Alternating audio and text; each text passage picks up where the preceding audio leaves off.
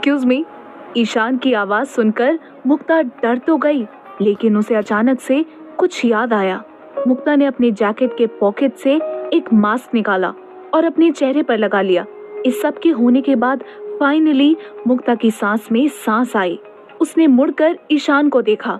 क्या बात है, कुछ काम है क्या? मुक्ता ने अपनी आवाज को अलग जताने की नाकाम कोशिश में कहा। वो मैं जानना चाहता था कि।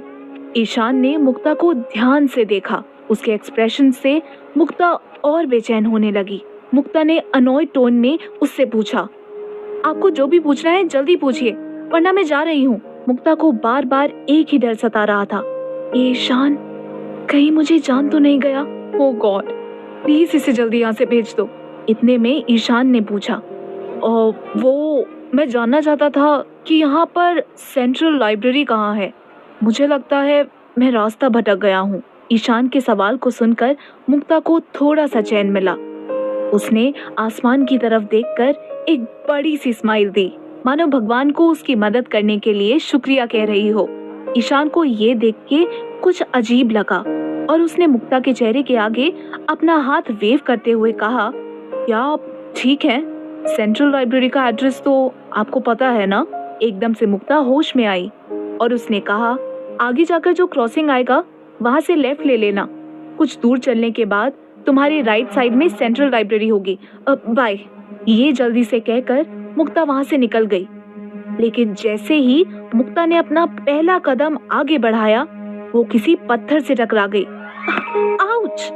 वो नीचे गिरने वाली थी कि ईशान ने उसके दोनों कंधों को पकड़कर उसे गिरने से बचा लिया। मुक्ता को एकदम से कुछ जाना पहचाना सा एहसास हुआ। क्या ये सब मेरे साथ पहले भी हो चुका है? मैं इस ईशान से तो आज ही मिली हूँ, लेकिन लगता है जैसे मैं इसे बहुत पहले से जानती हूँ। मुक्ता ने मन ही मन में कहा। जब कुछ टाइम वो ऐसे ही ईशान को देखे जा रही थी, तो ईशान ने पूछा, आर यू ओके? मुक्ता एकदम से सीधी खड़ी हो गई और अपना मास्क ठीक करके या कहते हुए भाग गई। स्ट्रेंज, ईशान ने हड़बड़ाती हुई मुक्ता की तरफ देखते हुए कहा, और फिर वो भी सेंट्रल लाइब्रेरी की तरफ चला गया। मुक्ता की माँ रेनू किचन में खाना पका रही थी। ये मुक्कू भी ना, इस लड़की को अब तक आ जाना चाहिए था, लेकिन पता नहीं कहाँ रह गई है।